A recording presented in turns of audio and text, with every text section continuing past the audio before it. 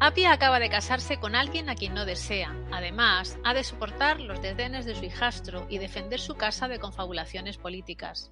Roma, siglo I a.C. Apia de Roma, publicada por Editoriales Pasa. Viviana Rivero en el micrófono de Rosa Pasapágina. Bienvenida. Gracias, Rosa. Un placer verte, aunque sea al otro lado de la pantalla. Sí, claro que sí. Sí. Decíamos que Apia estaba casada con un hombre al que no quería, un hombre que se dedica al comercio de las perlas. ¿Quién era? Salvio Sextus. Bueno, Salvio Sexto este es un hombre que en realidad no es un hombre malo, ¿no? Pero claro, a una chica de 14 años que no esperaba ser casada y con un hombre 30 años más grande, y no le gusta mucho la idea. En realidad el libro comienza cuando Apia tiene 23 años y una esclava la despierta y le dice, ama, despierte, su marido ha muerto. Bueno, ha muerto Salvio y ella va a comenzar una nueva vida y vamos a ir mezclando capítulos de la nueva vida que ella va a lograr tener, y un poco de recuerdos, que es cuando conoce a Salvio, cuando la casan, porque ella ya cuando queda viuda hace 9 años que está casada, desde los 14 hasta los 23, pero en este caso se va a dar una nueva oportunidad de vida para ella, donde va a intentar meterse en ese mundo de hombres, que llevan adelante el comercio de las perlas, que le llamaban margaritas, ¿no? Las perlas como estas que ven aquí. Mira, yo también. Sí, como esas. Así, estas se llamaban margaritas. El marido de Apia se había dedicado a esto y Apia quiere hacer lo mismo. No la van a dejar, en el sentido que no la dejan entrar a las reuniones de hombres. Si bien legalmente ella puede hacer comercio, le dicen, bueno, pues ve y comercia las perlas, pero no la dejan entrar a las cenas de la cofradía, que es donde se decide en qué barco van a salir las perlas, de qué puerto, a qué precio se van a vender. Y ella está muy frustrada, desolada, y su esclava, Funilla, quien es una persona de mucha confianza de ella y tiene la misma edad, son dos muchachitas, le va a dar la idea de que se disfracen de sirvientes, de que entren a fregar ollas y van a poder oír todo lo que se habla allí. Y así es como ellas van a empezar a entrar a estas reuniones de los hombres, ahora que Apia es viuda, y va a poder escuchar todo y va a ser una especie de thriller el libro a partir de allí, pero donde también Apia va a conocer el amor por primera vez, con alguien que no sabe que ella es una señora de la aristocracia, piensa que es una sirvienta, entonces se da una historia de amor media, con algunas mentiras escondidas, y también esta lucha de ella por meterse en ese mundo de hombres que no entienden de dónde saca ella la información para poder seguir comerciando. En este mundo de hombres, porque se regía siempre bajo el patriarcado. O estabas casada o seguías las órdenes de tu padre si te quedabas viuda de algún hijo o quizá de algún hermano. Sí, la mujer romana era una eterna niña, jurídicamente hablando. Nunca tenía la capacidad de un ser humano, nunca tenía la capacidad de los hombres. Ellas estaban bajo la tutela del padre y después bajo la tutela del marido, y si estos dos no estaban, bajo la tutela del hijo varón. Y si no había ningún hombre en la familia, ellas tenían que contratar un tutor para que las represente, ¿no? Pero esto ya era un poquito más bueno para una mujer, como le sucede a Apia, en el caso de que queda viuda, porque el tutor se le paga un salario, se le paga una suma de dinero por cada acto, entonces ya es como una especie de títere.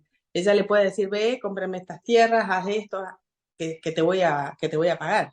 Entonces le da un poquito más de aire, más de libertad, y esta es la vida que va a empezar a gozar Apia a partir de sus 33 años, y que también ella va a mezclar, hay algunos capítulos que se llevan por título recuerdos, porque ella también va a recordar a veces cómo era su vida, cómo fue su noche de bodas, cómo era ella su vida a los 14 años, casada con este hombre grande, ¿no? Y en el medio de esto, todo ese contexto histórico que es Roma, dejando de ser una república para transformarse en un imperio. Sí. Porque justamente hay una escena muy fuerte que es cuando lo asesinan a Julio César. Julio César, Julio sí. César es asesinado en el Senado porque los senadores tenían miedo que este hombre que venía de tantos triunfos militares, ganando territorio para Roma, el pueblo que lo adoraba le quisiera dar el poder a él. Entonces lo asesinan en el Senado, cae muerto él,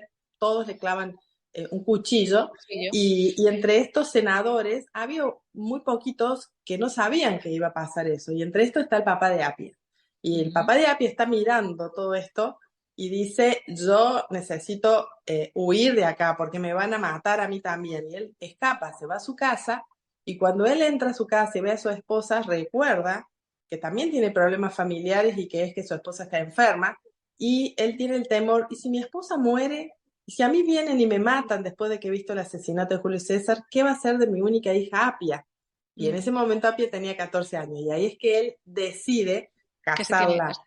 a Apia, y bueno, y se cumple ese dicho de que el destino de una patria termina marcando el destino de los que viven en ella, ¿no? Ya lo creo. En este recorrido, como bien has dicho, hablas de Roma, del poder, la conquista y la civilización de la grandeza de Roma. Describes muy bien todo cuanto se desarrollaba en esa época.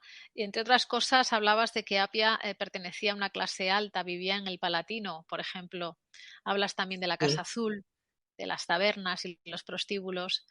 Digamos que vamos descendiendo en cuanto a rangos, ¿no? Dentro de lo que era Roma. Sí, sí.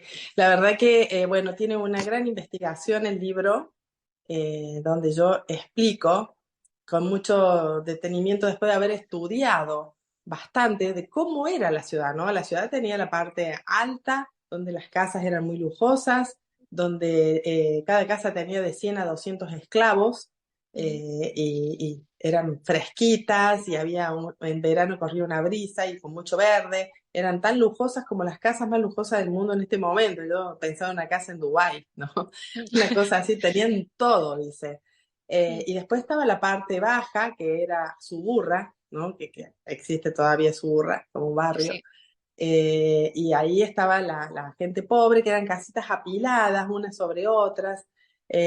Había eh, hay uno de los personajes en el libro que es una hechicera, y ella vive en Suburra, ¿no? Porque todo lo que era lo sobrenatural, el Estado quería que queden los templos con los sacerdotes que él ponía, no quería que vayan a consultar a las hechiceras, y el romano iba mucho a las hechiceras. Entonces estas hechiceras, por más que cobraban muy caro y juntaban mucho dinero, jamás se les hubiera permitido vivir en el Palatino, porque era algo mal visto la actividad, pero el romano lo consultaba lo mismo.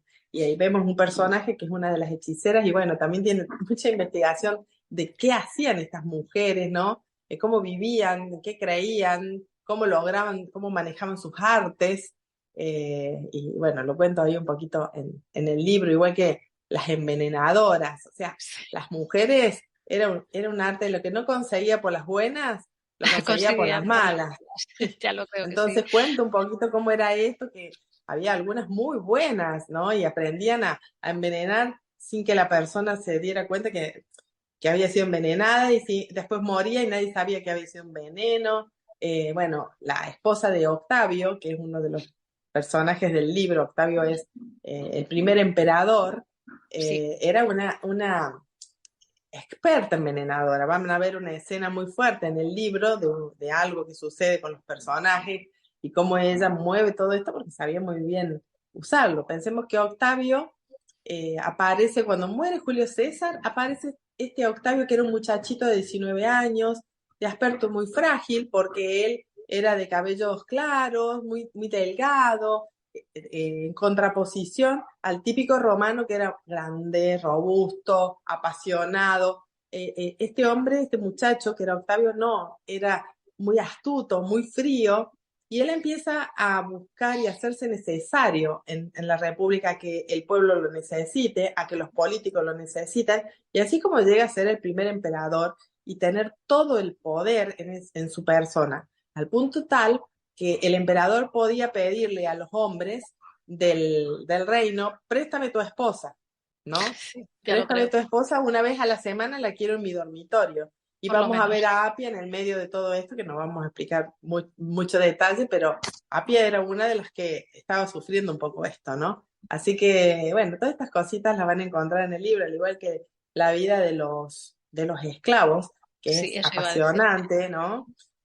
Tratados como animales. Mm, sí, la investigación me lleva, ¿no? A investigar y encuentro muchas cosas, como por ejemplo que había más esclavos que ciudadanos romanos en Roma, porque era muy fácil transformarse en esclavo. El que no pagaba las deudas podía terminar esclavo. Los padres vendían a sus hijos. Los piratas iban de barco a barco cazando personas. Había, cuando Roma invadía territorios, las personas que vivían en esos territorios eran traídos como esclavos. Ese era el caso de Furnilla, ¿no? Furnilla era quien la acompañaba a Apia, una esclava, dice que era su piel era blanca, traslúcida, sus ojos azules como el cielo, el cabello tan claro que era casi blanco, porque era de los ataques que había hecho y dominando tierras Roma en los países nórdicos, en la zona nórdica, digamos, ¿no? En contraposición a Apia, que si vemos la tapa, sale una típica romana que eran morenitas, de piel a veces, y el cabello bien oscuro, los ojos sí. marrones, largas pestañas, bueno, eran realmente un prototipo. Hay un historiador que dice algo muy interesante, que es al romano le gustaba ir mucho al teatro y todas las mujeres en edad casadera las ponían en la primera fila. Sí. Y dice que era impactante verlas porque iban muy maquilladas y con los cabellos muy largos, enrulados, eh, y chorreando oro y sonrientes y mostrando piel, porque mostraban un poco escote, un poco el brazo, y dice, porque al teatro se iba a ver y a que se lo vea, ¿no? A las dos cosas. Ya lo creo que sí. Otra gran mujer en tu historia, Cleopatra. Sí, es un personaje secundario, pero muy importante en el libro, que también me llevó mucha investigación. Era un momento, venía a veces mi marido y me decía, empezaste a escribir, porque claro, los que viven con los escritores están atentos a cuándo empiezan y a cuándo terminan los libros. Sí, ya lo Y yo creo. le decía, no, todavía no. ¿Y por qué? Y porque encontré otro libro más de Cleopatra y quiero escribir de Cleopatra y quiero leerlo. Entonces no acababa más, pero voy contando la vida de Cleopatra y de Apia paralelas, porque Sí. eran dos mujeres contemporáneas, ¿no? Cleopatra tenía 6 años más que Apia. Y voy contando la vida de ambas de niñas, porque ambas habían sido educadas eh, por mujeres que les habían enseñado a ser fuertes. La mamá de Apia le había enseñado que tenía que ser fuerte como el metal y Apia llegaba a usar un truco psicológico al punto tal para poder enfrentar lo que tenía que enfrentar una mujer en esas épocas. Y Cleopatra también, enseñada de la misma manera, no por su madre, porque la historia no habla de la mamá de Cleopatra, se piensa de que o la asesinaron o murió en el parto, pero no se la nombra, sino que ella la cría una nodriza, ¿no? Una mujer que la criaba a ella, una cuidadora, y ella le enseña a ser fuerte por su reino.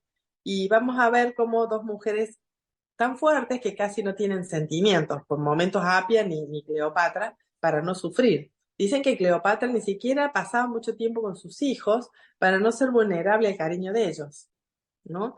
Entonces, Apia igual, pero en un momento de la vida de Apia le suceden cosas que ella tiene que tomar una decisión porque descubre que si ella es tan fuerte como lo hace, no le duele nada de lo malo que pasa en su vida, pero también se pierde de los sentimientos, de lo bueno de la vida, ¿no?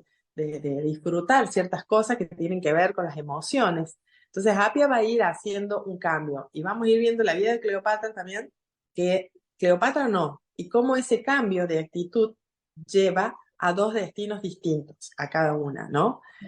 Tienen dos destinos completamente diferentes. Eh, Apia aprende a ser flexible.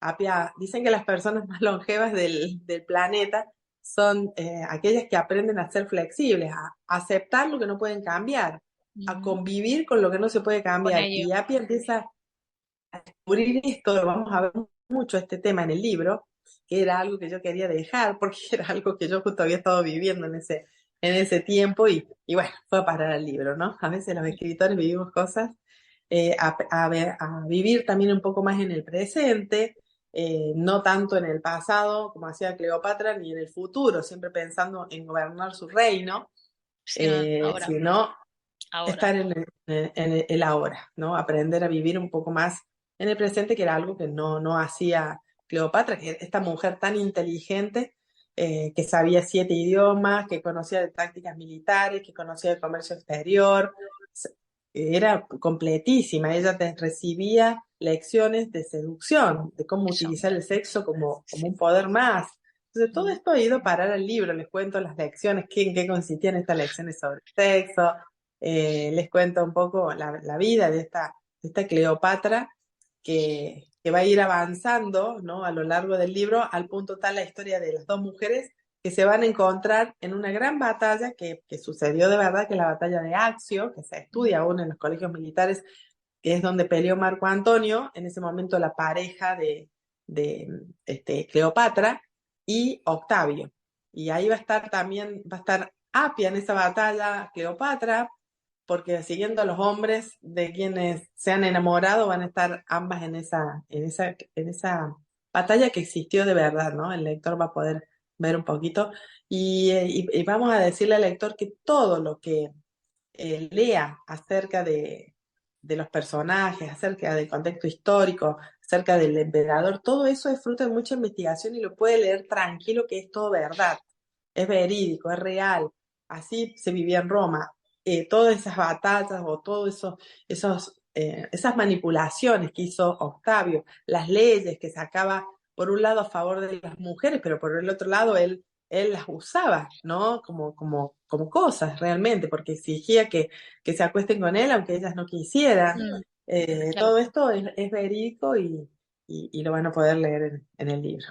Dentro de este libro y de este papel de la mujer representado tanto con Apia como con Cleopatra, bueno, Apia bien podría ser un personaje real, puede haber habido muchas, como Apia, Sí, sí. sí, Y porque dentro de cuando este, yo investigo, Rosa, sí, dije, sí, bien podría haber existido una Apia, claro que porque a sí, veces me preguntan, ¿Apia existió? No, Apia no existió, lo inventé yo, pero en base a todo lo que yo investigué, probablemente había muchas Apias, mujeres sí. intentando negociar, mujeres muy, muy sometidas, mujeres buscando saltar las reglas, ¿no?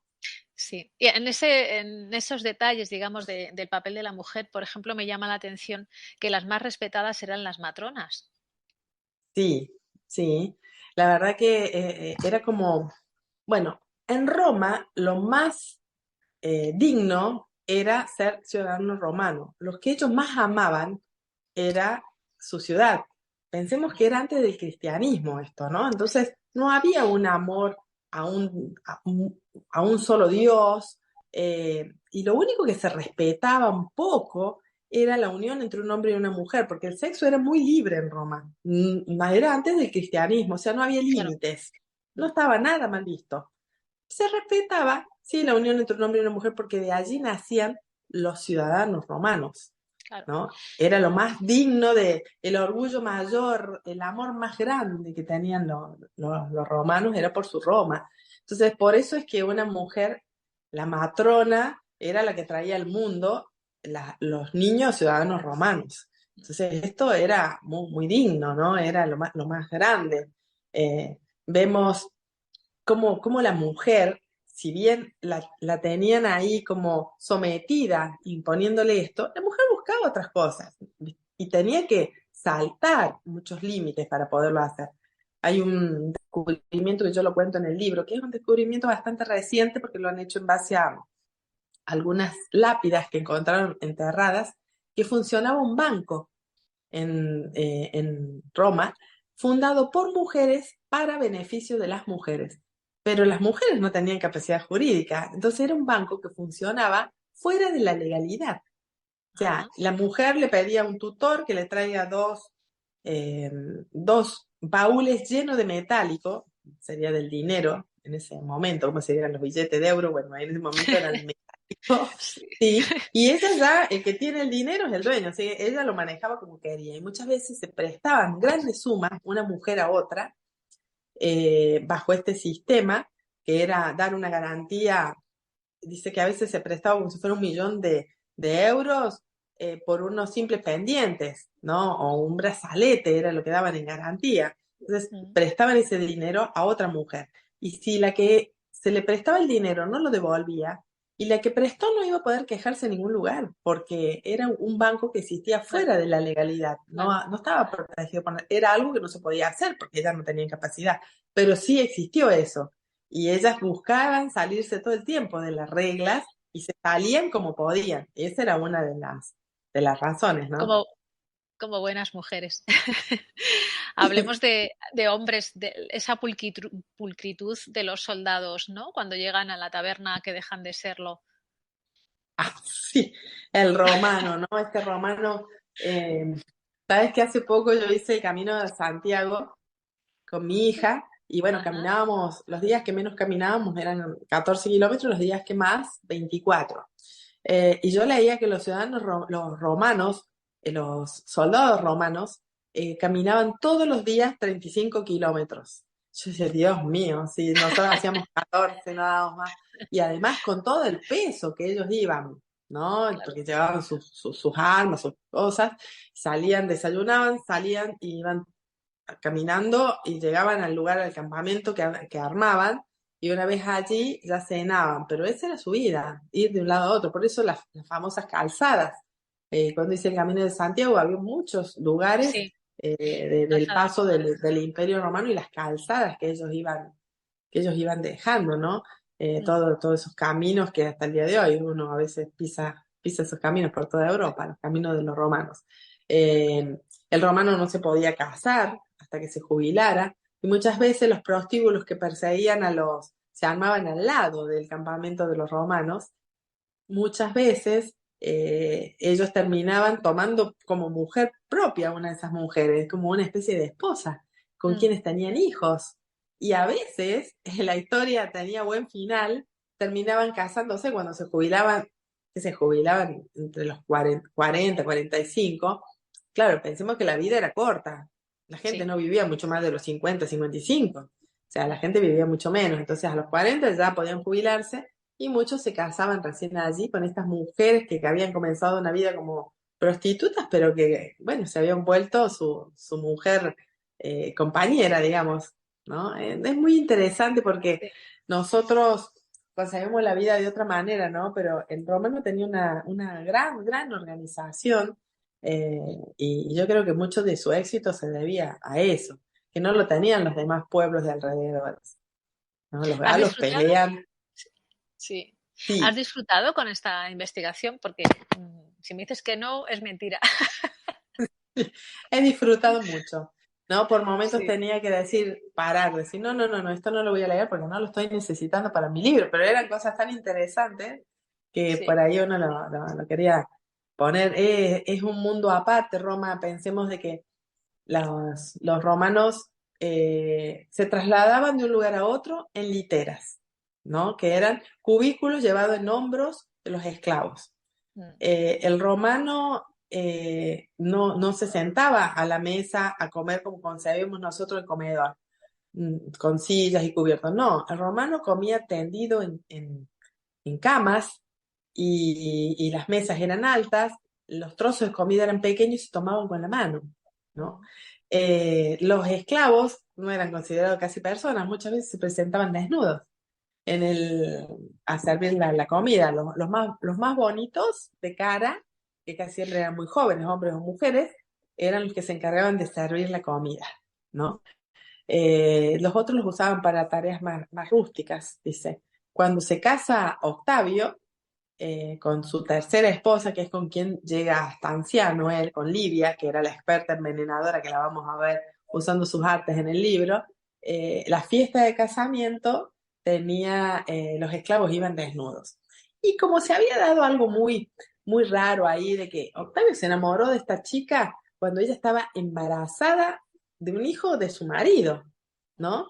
Pero ellos se ve que congeniaron enseguida porque ella había sido educada para servir al Estado. Venía de padres que buscaban el bien de la sociedad romana. Y Octavio buscaba el Estado también, ¿no? El poder en el Estado. Entonces ellos congeniaron perfecto y a ella no le importó dejar a ese marido que era un poco un perdedor, por decirlo de alguna manera, porque siempre estaba en el bando equivocado de donde tenía que estar y la pobre Livia tenía que salir huyendo de noche, ¿no? Por los bosques, con niños en brazos. Entonces, cuando este hombre tan poderoso le propone a ella ser su esposa, ella dice, no hay problema, me divorcio estando embarazada y después se casa con él. Entonces, en la fiesta de casamiento, algunos podían llegar a hacer alguna burla, porque además era típico de las fiestas en que la gente hacía chistes, era típico, a viva voz. Entonces, Octavio, vamos a ver cómo tan astuto que era, dice, la fiesta la van a servir a esclavos, van a estar desnudos y van a ser los encargados de hacer chistes sobre esta situación, que yo me casé con una mujer que estaba esperando un hijo de otro. Entonces, yo digo, qué inteligente, porque ninguno de los presentes se atrevió a hacer ningún chiste, porque era ponerse a la altura de un esclavo. Es Entonces, verdad. sí, un esclavo que hasta lo tenía desnudo ahí, entonces nadie quiso hacer chistes, aunque se prestaba para eso. Los chistes lo hicieron ellos dentro de lo que Octavio había pedido, que sean chistes por la situación especial. Pero como vemos eran muy distintas las costumbres, como dije, o que la mujer no podía ir sola al centro, tenía que ir con sus Sí. esclavas. Una mujer tenía de 15 a 20 esclavas que se encargaban de ella a nivel personal, peinado. La romana era muy coqueta, se levantaba a la mañana y no dejaba ni que el marido la vea, no salía a la calle hasta que no hacía sus arreglos. Iba a una sala que se llamaba la sala de los arreglos, donde iba Apia siempre, y ahí sus esclavas la acicalaban, la maquillaban, la peinaban y la vestían. Y recién ahí Apia salía, ¿no? Está bueno, ¿no? Sí, sí, sí, sí, sí. Está bueno. Y pensemos La en esto, tantos esclavos en la casa, claro, eran casas grandes y se necesitaban muchas manos, era lo natural y también los esclavos servían a veces se compraban esclavos muy preparados, se pagaban fortunas muy grandes, por ejemplo, por algunos griegos que eran eruditos, para que enseñen y críen a los hijos, para que les enseñen literatura, matemáticas. Y dice que algunos esclavos eran tan caros que se los cuidaban más que a los propios integrantes de la familia, porque era una inversión tan grande que un resfriado podía terminar con esa claro, inversión, no ¿no? podían Eh, perderlo. sí, Ya, sí. ya lo creo Bueno, que sí. en el libro vamos a ir viendo esta esclava que es Furnilla, que cuando recién llega a la casa también era una muchachita y no se atrevía ni a mirarla a los ojos a Apia, ¿no? Porque era su ama. Y Furnilla tiene un secreto muy grande en su vida, su pasado, ¿no? Y Apia empieza a ver cosas extrañas y sospecha, y con los años ella se va a atrever a contarle, porque va a haber tanta confianza, se va a desarrollar Sí, una verdadera amistad entre sí. dos mujeres que son de condición social muy distinta, pero que han descubierto que pueden confiar plenamente la una en la otra y se quieren casi como familia, Sí, ¿no? como Al punto hermanas. tal de que, bueno, en algún momento también Apia va a pensar, ella me da tanto, yo también tengo que darle tanto, y llega a la conclusión que lo que más tiene que darle es la libertad, A libertad. el regalo Qué más lindo. grande, pero al mismo tiempo la necesita. Bueno, acá el lector ya verá cómo se arregla ese asunto. Pues como te decía, has disfrutado con esto porque solo hay que escucharte, más leerte. Un placer, Viviana, habernos dado a conocer a esta Apia de Roma.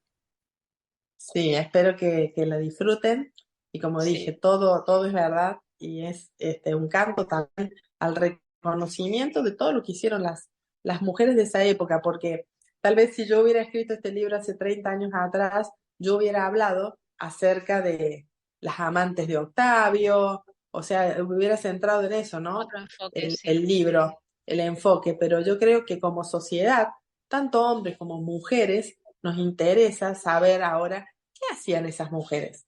¿Se quedaban completamente sometidas, luchaban, trataban de traspasar las reglas? ¿Qué cosas? ¿Cómo lidiaban con eso? Entonces, eso he querido también contar en el libro, porque es Importante. inspirador. Es muy Cómo importante. lidiaban, cómo quedan traumas, cómo trataban de superar esos traumas, porque claro, lidiaban con lo que como podían, con estos trucos que yo digo que a Apia la habían vuelto una mujer durísima.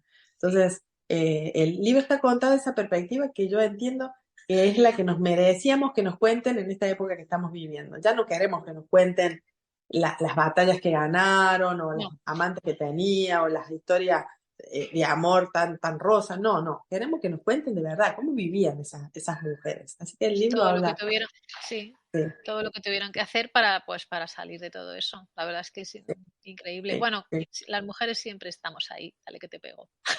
sí, es verdad, es verdad, Rosa, Pero es verdad. era mucho más difícil en aquellos tiempos, la verdad es que sí. Sí, Bueno, un sí, placer, sí. Viviana. Muchísimas gracias por tu Igualmente, tiempo, Rosa, por gracias. esta Gracias a ti historia. por el espacio. Gracias. Gracias. Muchas gracias. Un abrazo. Chao. Otro.